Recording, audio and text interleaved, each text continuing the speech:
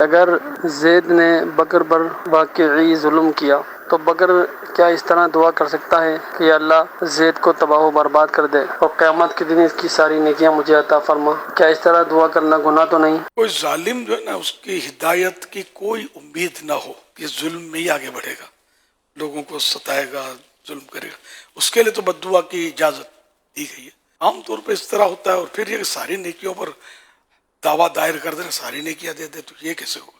اس طرح کی دعا سے گریز کیا جائے، معاف کر دیا جائے، معاف کرنے میں ثواب زیادہ ہے۔ ضرورتاً انتقام کی بھی صورتیں ہیں، لیکن انتقام لینے میں یہ ہوتا ہے کہ احتیاط ہو نہیں پائے گی، بہت مشکل ہے۔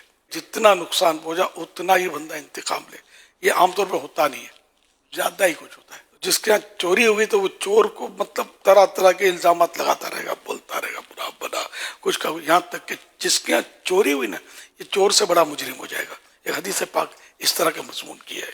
تو ہمارے یہاں یہ بھی ہوتا ہے کہ کسی نے اگر ہمارے ساتھ برائی کر بھی لی، ہم اس کو اتنا برا بھلا بولتے ہیں کہ وہ تو بہت پیچھے رہ جاتا ہے، ہم تو اس کو ساتوں پوچھتے ہیں، کھنگال ڈالتے ہیں۔ تو بہرحال یہ کہ ظلم کا بدلہ جو ہے یہ درست یعنی صحیح یہی طریقہ ہے کہ اس کو معاف کر دیا جائے۔ باقی یہ کہ انتقام لینا یا بعض صورتیں ہوتی ہے کہ کورٹ میں چلا جانا، کیس کر دینا، یہ بھی جائز ہوتا ہے، تو اس میں بھی کوئی حرج نہیں ہے کہ جیسے کسی نے مال دبا دیا، اب معاف نہیں کرنا چاہتا، اور دبا لیا اس نے، واقعی نے جان نہیں دوں گا، کھا گیا پیچھے، واقعی ظالم میں شخص حق مار دیا اپنا، معاف کرنا نہیں چاہتا، اس کو رائٹ ہے بھلے معاف نہ کرے۔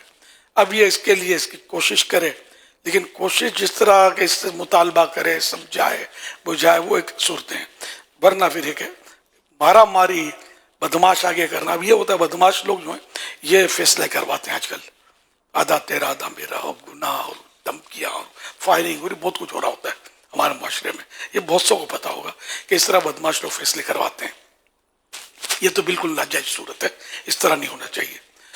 البتہ یہ کہ جیسے پولیس کیس کیا، کورٹ میں گئے، تو یہ اس کی یہ جائز صورتیں موجود ہیں، یہ کرے۔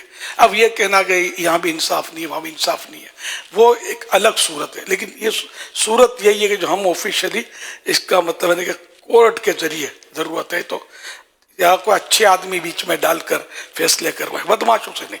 اب بدماش جو ہوتا ہے نا، کسی کا ہوتا نہیں ہے۔ بدماش کو آپ نے کہا کہ اس کو پٹائی کرو، میں اتنے دوں گا، اور اگر اس کو وہ زیادہ دے دے گا نا، وہ آپ کو پکڑ لے گا، مارے گا۔ یہ پیسوں کے مطلب ہوتے ہیں، اچھے لوگ نہیں ہوتے بدماش۔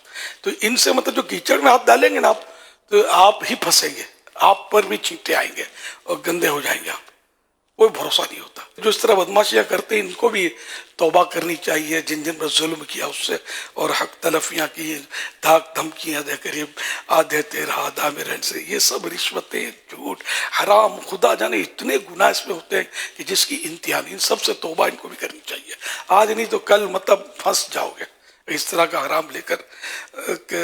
ابھی چلو طاقت ہے، جوانی ہے، اسلحہ ہے، کل پولیس کے بھی اگر اچھے چڑھ گئے تو پولیس بھی نہیں چھوڑتی، بات ہوگا کیا کیا مطلب حساب کتاب چلتا ہے۔ اچھا پھر بھی بچ گئے، بڈھے تو ہوں گے نا، پھر بھی بچ گئے، بڑھاپے میں بھی کچھ نہیں ہوا، مرو گے تو صحیح، نہ جاؤ گے کہاں بچ کے، قبر میں کیا کرو گے؟ پھر کون بچانا ہے گا؟ نہ تمہاری دادا گیری، نہ پیدا گیری، نہ کوئی سورس، کچھ بھی کام نہیں ہے، نہ تمہارا اسلحہ۔ اس لیے مطلب سب کو ڈرنا چاہیے اللہ سے، اپنی طاقت پر ناز نہیں کرنا چاہیے۔ اللہ پاک منتقم حقیقی ہے، حقیقی طور پر انتقام لینے والا اور بدلہ لینے والا ہے۔